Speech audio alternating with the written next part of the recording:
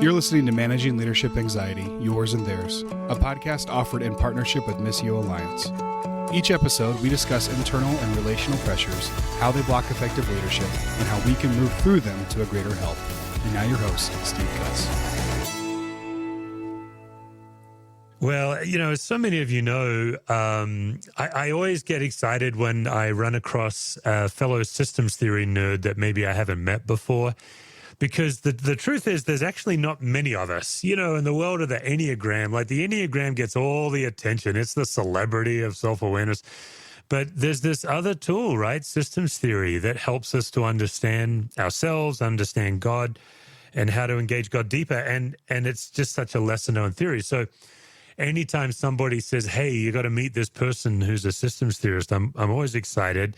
And my guest today, Brian Virtue, I'm particularly excited about Brian because Brian is a systems theorist. He's done training in Bowen theory, but also he has spent the last 8 years of his life applying it in an Asian context in Manila in the Philippines.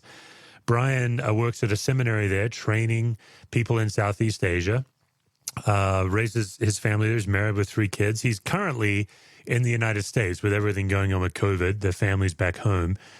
But I'm interested in hearing from Brian systems theory applied in an Asian context, the unique dynamics of honor shame, but also what has Brian learned from his Asian sisters and brothers. So Brian, welcome to the podcast. Thanks. Great to be here. Yeah.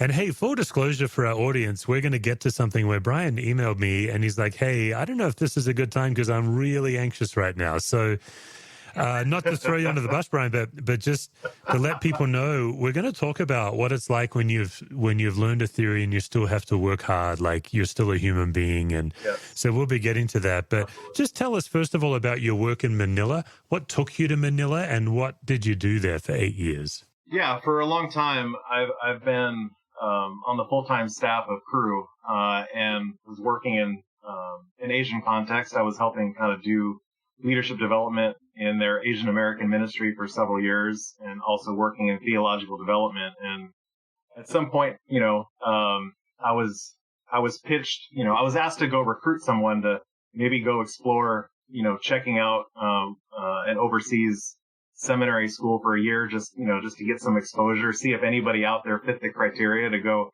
check it out. And my wife and I were kind of at a transitional point, and my wife was the one that said it first. She said, "Hey, why not? Let's do it." And so we couldn't find anybody else to go, so we decided, hey, let's see what God has. And 1 year turned into 2, which turned into 8. So we wanted to get exposure just after being in the Asian American context, serving, we kind of felt like we were 1 foot in, 1 foot out a little bit here. And we wanted to get a little more immersion and exposure into, leadership development in an Asian context, in an honor shame context, with all of its kind of, expressions, indirect communication, all those types of things, which, cross-culturally in the U.S., were challenging a little bit to figure out, and we wanted to see what God was doing on the other side of the world, and just be a part of something and learn. And that's what led us there to International Graduate School of Leadership, and I have loved it. Yeah, and it's fascinating, Brian. You have your doctorate in peace studies, but I know that you also have a systems theory background.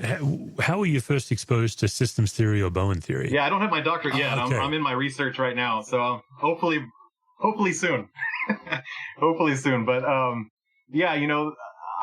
in seminary, I think it started as a footnote in a book. I saw a footnote. I think it was for Friedman's Generation to Generation. Yep. I think the classic. It was in one of my classes, and I was reading one of the books, and there was an interesting insight in the book. So I tracked down the citation and the source, and it was Generation to Generation. And so I chased that down, and then I chased as much as I could, Peter Steinke and other authors, and Failure of Nerve was a highlight. Friedman's Fables. I tried to cover everything I could find. And then ultimately I ended up starting kind of like a leadership community just for people. And really it was like a 6-month kind of thing. And really it was more because I just wanted to create an environment to talk about the stuff because I couldn't find anybody to talk about it with.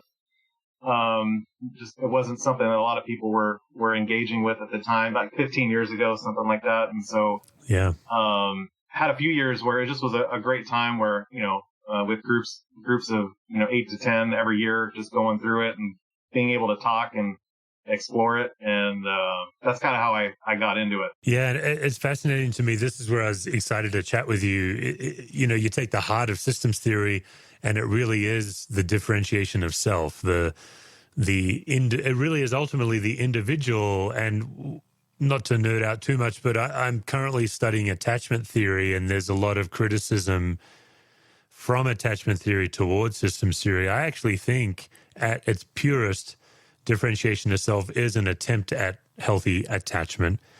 All that to say, it really is. It came out of a Western individualistic framework. And so when you look at things like triangulation and self-differentiation, and then you move to a culture that values indirect conversation over direct conversation, it values triangulated relationships.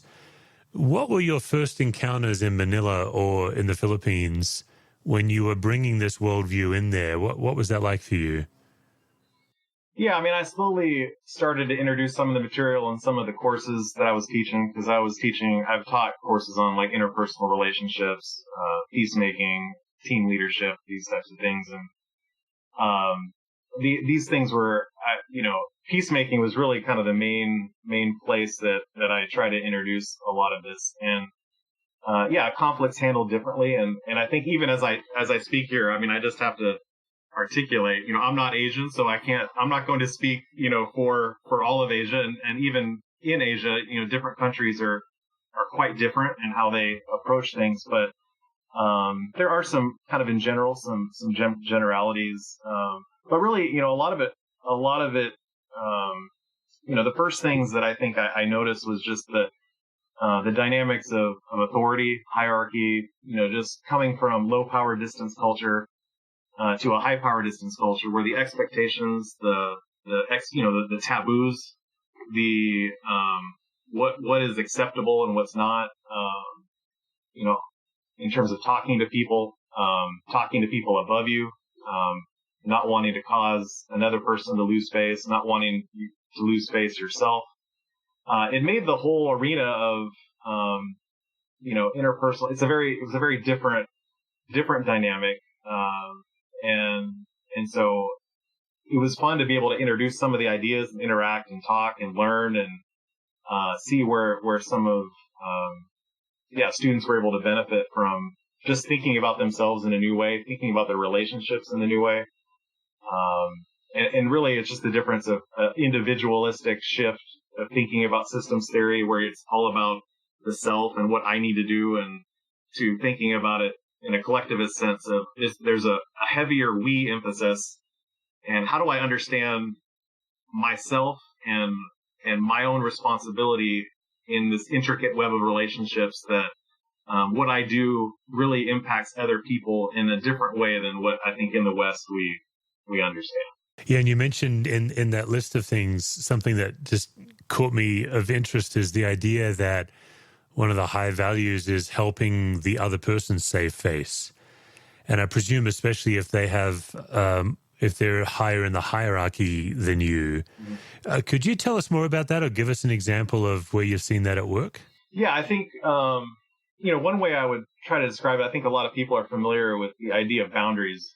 And I think that can be a real challenge, because sometimes we want to set these kind of fences around, and from an individualistic frame, it's more about in some ways, self-protection, self-guarding. And if you're in a dynamic where, you're working with people, and we might be more okay to let people fail in that sense. And sometimes that is the right thing, a healthy choice to own our stuff. But, in an Asian context, I think it's a lot harder for people to let other people fail, or to, experience things that are shameful, because it's felt more deeply, in the relationship and the community. And so some of those how boundaries are handled, I think that can be a real struggle. That's one of the thoughts that come to my mind. Yeah. You mentioned Friedman a lot. Obviously, he was a student of Murray Bowen. I've always made the case that for better or worse, Friedman, if systems theory has a temperature, I feel like Friedman is on the chillier end of it, and Bowen is or Carl Whittaker is on the warmer end of it. Friedman talks about empathy like it's a terrible thing. I've probably defended that more than anything else as I've gone into the public sphere with systems theory. People are like, well, tell me about empathy and why it's so bad if you're a Christian. Friedman is really talking about enmeshment. He calls it empathy, but he's really talking about when you're caught up in someone else's business. How have you fleshed that out in the Asian culture there? I think that's the enmeshment. The enmeshment language or concept, I think, is helpful, and it's hard to distinguish what is emotional enmeshment, and then what is a collectivist, community, identity. How do you distinguish those? I think that's been at times tricky for things to figure out. But I think in working with a lot of pastors, training pastors, working in the Asian church, a lot of them find themselves under immense pressure because of these expectations and the way in which the community operates and the understanding of what people owe to each other, or the duty and obligation. Yeah. So it's a real point of formation and development, I think, for Asian leaders to wrestle with how do I take responsibility for myself in this and navigate all these expectations. Some of the understandings, and some of it's not just cultural, some of it's maybe theological or traditional in terms of expectations about what the pastor should be and all of these types of things. But it's I think you see the weight of the pressures of community on leaders in a lot of ways, and it's very difficult for people to find the freedom. I mean, that's boundary language. It's like the freedom to say no, to make really healthy choices for themselves, and so they shoulder a lot of responsibility, and also a lot of the emotional responsibility and weight of the community as well. Yeah, and it raises a question, Brian, as a missiologist. When are you setting people free with the gospel, and when are you bringing Western-centric values? Mm-hmm. I have a huge passion for global work and have many friends in different countries, particularly my friend Dan in Paraguay. He's been there 27 years, and his commitment to never critique or question a local value unless he can show the better gospel alternatives. And so watching him not endorse, but give room for behaviors that really make you scratch your head. I'm asking a convoluted question, but as you bring a Western point of view to a largely Eastern culture, what have you learned about how do you discern what's Western values and what's the gospel of freedom?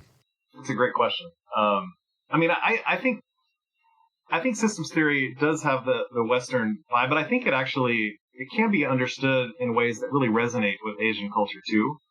And so I think the fact that you're trying to understand self, not just from an autonomous, isolated framework, which I think people can even do in systems theory in the West, where you look at it through the I lens, and but actually you can come at systems and really look at it more on the relationship side of going, okay, how do I understand myself in community as an interconnected, interdependent agent? And I think that I've seen that resonate, where they're not having to, have to change fundamentally who they are or have to take on Western characteristics, to be more mature in relationships or to take control of their lives. It just helps, but it helps to understand what's happening in these relationships and where do I find myself in the dynamics of what's going on, and how do I own that? And now the behaviors and applications may be very different. Instead of setting hard boundaries and having a lot of direct communication, there might be different strategies, different approaches, and there likely will be. But I think it's an appealing paradigm for relationship, for such a relationship first community. And so when you're getting into the gospel and freedom, I think I don't see a huge conflict, except for it would be very dangerous to come in and say, okay, this is what self-differentiation looks like. All this, like, this is the paradigm of what it looks like, and the principles I think are the same. Yeah. In terms of what you're trying to do, and the self-control and the self-awareness and the presence and all of these types of things. But how it looks like may be different, and there may be a lot of different behavior, and a lot of it may not be spoken. There are ways people can take ownership of themselves and engage fruitfully and constructively in relationships in anxious situations that do lead towards healthier pathways, even if it's not as overt or explicit or direct. That's really helpful. That's fascinating. It's actually what's screaming in my head right now is how much Genograms would probably really be a powerful tool, because it's all about the family context and what you've inherited from your family and the way you see the world based on the group. That's a fascinating way to look at it. Yeah. Genograms would be fascinating. I think, especially given the multi-generational households and all of the different, webs of relationships. And, I haven't done a lot of genogram work in Asia to this point, but I'm curious how people would experience going through that and doing a deep dive on family, and because that can be a little dangerous and scary, because there's some honor shame. There's some honor shame tensions there too, of when you start to unpack history in a way that can potentially uproot things that can bring shame or cause people to lose face, even within the family. So that would have to be probably handled really, really delicately and really well done. But I do see students every year that they want to understand who they are. They want to understand kind of the different forces and dynamics that affect their voice, what they bring, their ability to lead. I think that would be definitely a fruitful tool for a lot of them. Brian, you were sharing before we started just that you're in a challenging season right now. Like if someone were to ask you one of the toughest seasons of your ministry, you'd say it's this week. Yeah. Your family's moved back to the States. You've got teens and a preteen, right? Who spent 8 years of their life in Manila and now they're home. Yeah. What would be helpful to talk about of what you guys are carrying right now? Yeah, I saw this on my schedule and I was like, man, the timing of this is fascinating, because I've woken up every day with that sick, anxious feeling, where you're just like, life is too much. It's too, it's overwhelming. We, up until a little over a week ago, we were planning on trying to find a way back to Manila, but with the Delta variant and kind of the projections of what's happening there and some of the realities for our kids and their well-being, we got a lot of really, I think, divinely orchestrated confirmations through a lot of different sources that really clarify that, hey, this is a decision we have to make, and we had to make it now. And so, we're in the process of trying to get out of our house in Manila and reallocate that money to finding housing in the United States, getting our kids in school. All of a sudden, a lot of our future, and we don't know. There's not a lot that we do know, and so it's putting a lot of pressure on us to work in the present crisis, but also manage the long-term anxieties while also grieving, kind of this unexpected, goodbye. And I don't know for how long, but it's been tough. And so a big part of the challenge is just for each of us, my wife and I, managing, our own anxiety and looking at our family as a team, and how do we lead them when they're anxious? Yeah. They're going to be, I think my 16-year-old daughter is going to go from a 250 person school potentially to a 5,000 person school. And so, major transitions culturally and in a lot of other ways, but, it's really forced us to, engage spiritually, emotionally, like really attend to, what's going on inside of us, because it's hard to do the day if we don't. So that's some of the reality. So a lot of things converging, But there is a sense that God is in it, but it's painful. I'm just really grateful that you'd be willing to share it because I do find that a lot of people believe that if they learn some of these tools, these managing leadership anxiety tools, they won't be anxious anymore. But it really isn't about not being anxious. It's about learning to manage it so it doesn't drown you. Yeah. What might be just a couple of tools you're using this week to try to keep your head above water? Because as you laid out, Brian, the dynamics, that's a lot. You're sorting out a lot right now. So what would be just one or two tools that you found helpful? Yeah. And I feel like there's been multiple times in the last few months where I feel like I have been drowning by my anxiety. So this has been a real, kind of a new season of seeing new levels, new themes of life, new areas that I think, need to be addressed and God is slowly leading me into, for healing and restoration. And, so I'm encouraged by that. I think as I think about this week or even just the last few weeks in terms of as this has been building, one is I'm a journaler. Like I'm someone that as I write, I'm more of a conceptual cognitive person. And so I carry a lot of stuff in my mind. And so sometimes until I can get it out in some way, it's going to do more harm to good in my mind. So I got to get it out. And that can be a prayerful exercise as I slowly download the things that are in my mind. And it's something I've really been working to do, besides just consistently taking time to pause and just reset multiple times a day, because I think that is what I've needed to do. Taking 10 minutes of just kind of quiet prayer, allowing my body to slow down, my heart to slow down, my mind to slow down and remember, that God is in control and that I can keep working on the things that I need to do, but ultimately I have to trust the things that I can't. And one thing, and another thing is I think I've been pretty self-critical in this time. And so I've just have been really, consistently going through some like devotional, material, like the book Gentle and Lowly, has been a really great thing for me. I just started going through it for like I'm going through it again just because it's a season where there's so many voices in my head of, I should have known, I could have figured this out. I should have anticipated it.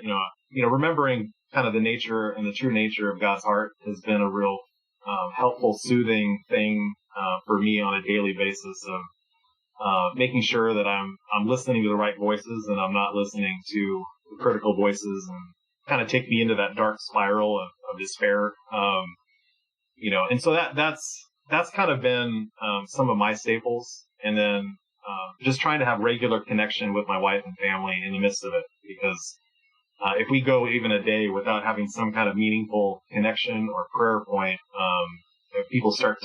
the anxiety builds and people start to feel alone and out of control. And so just trying to stay connected as best we can through it all. Yeah. Oh, I really appreciate it. Yeah, you referenced Gentle and Lowly. Ortland, I think, is the author of that book. Yeah, Dane Ortland. Yeah, the son of, gosh, I'm blanking on his dad's name all of a sudden. Ray Ortman, is it? Ortland? I don't know. Yeah. Yeah. Okay. Well, I'm glad I mentioned it live on air there. Yeah. Yeah. And, also, Brian, I think, transition always generates anxiety. Like there's beliefs that we have that cause us to be anxious, but then there's also just environments, situations. And so there you are in massive transition. You're in ambiguity. You're grieving, right? Yes. And that those all exponentially pile it on. So it makes sense. And I also really appreciate that you talked about your own self-talk. I think for a lot of leaders, some form of the message you should know better by now is what we say to ourselves when we're in an unprecedented situation. Even though we've never been in this situation before, we still believe somehow we should have known exactly what to do. Yes. Yeah. Yeah. I mean, I think so many, I think even in the pandemic, I think so many leaders wrestled with that. I wrestled with that. I'm just going through it in a personal way, at a new level. But, I think that's something that we all have to really pay attention to. Yeah, and a lot of leaders had congregants in churches also tell them you should know better by now. So we got plenty of that as well. True. Very true.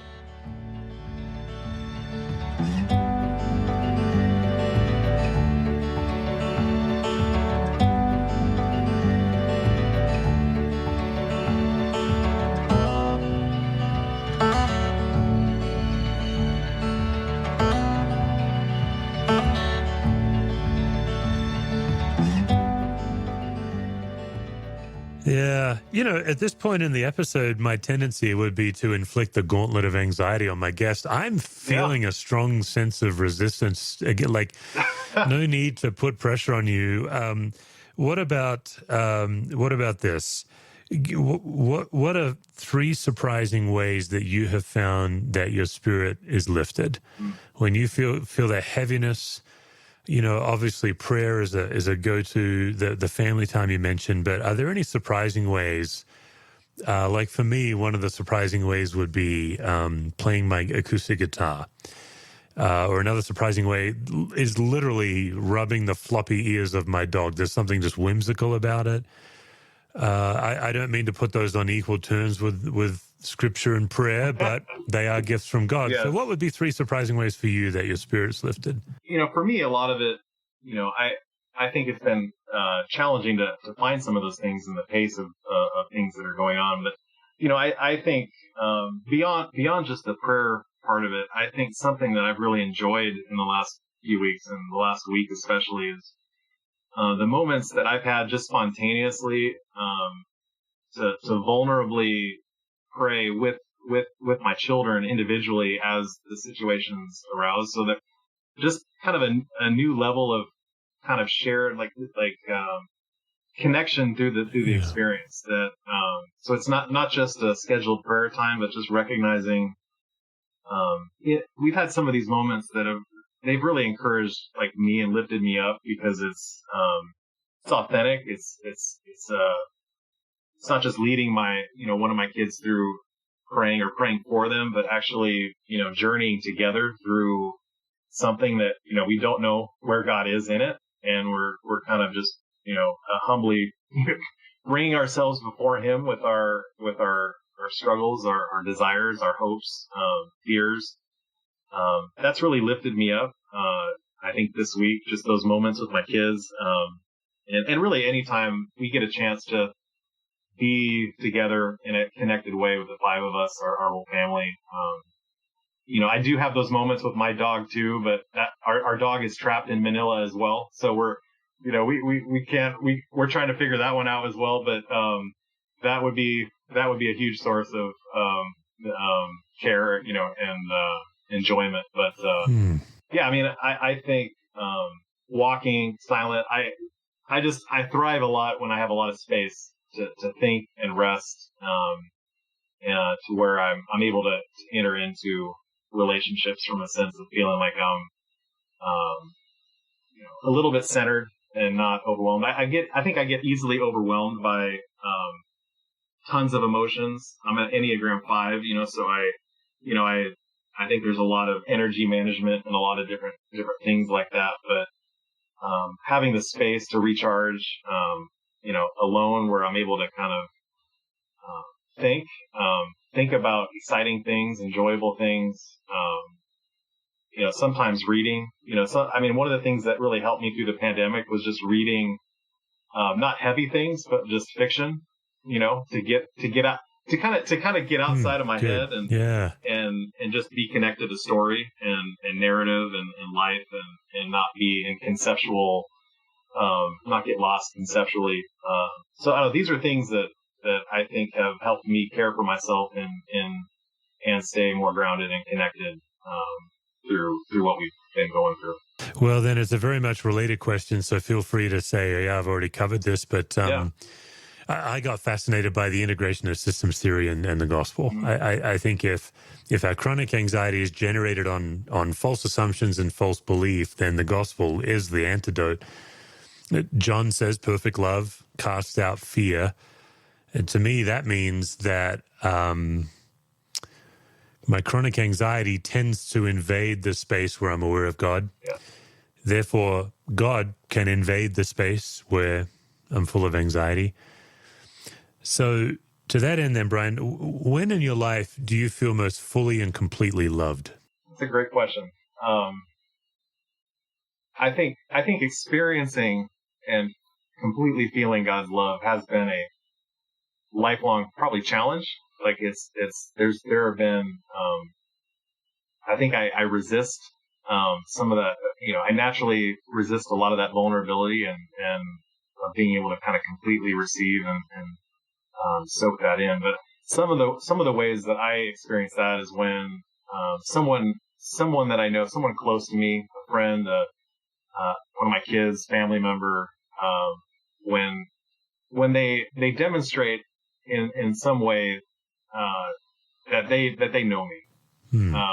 That there's something that they see in me in a given moment or situation that maybe they say it or they show some awareness that I might be processing this way or that way or I might be needing this or that. That when they demonstrate that they know, it helps me feel known, and I think that's something that's a high value for me, and I don't always feel understood or known in some of those ways.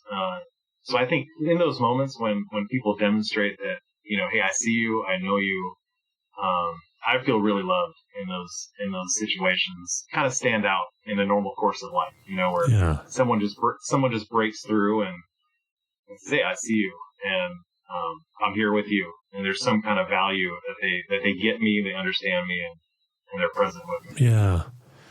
Brian, it's been, I've really appreciated just getting to connect. It's you have a unique voice because of your experience in another culture. So I'm grateful to hear from that. A lot of our listeners serve globally. Yeah. And so I think just hearing from you, we don't have many global workers on the show. So hearing from you is a gift. The other unintentional gift that I'm very sorry for what you're going through, but I'm also grateful because the majority of the people I'm talking to in some kind of Christian ministry right now are running on fumes. Yes. Because of the things you described. They've had to, like, I know that with your seminary work, you've had to figure it out online and now remotely and just all these pivots. And for you to even just open up about how it impacts your home. I know in my life, I'm working 2 jobs right now and I'm a stay-at-home dad as well. My wife is a therapist and she's got a full practice with COVID. Yeah. And I'm not doing well because there's just too many, my brain is having to shift too many times during the day. Even as we're doing this interview, one of my kids is texting like, hey, when are you going to be done? and so I'm just grateful for you to come on and share that. And thanks for coming on the Managing Leadership Anxiety podcast. Oh, it's my pleasure. I love what you're doing, and I've been blessed by your book and a lot of your shows for sure. So appreciate the chance. For more resources, visit stevecusswords.com or missioalliance.org.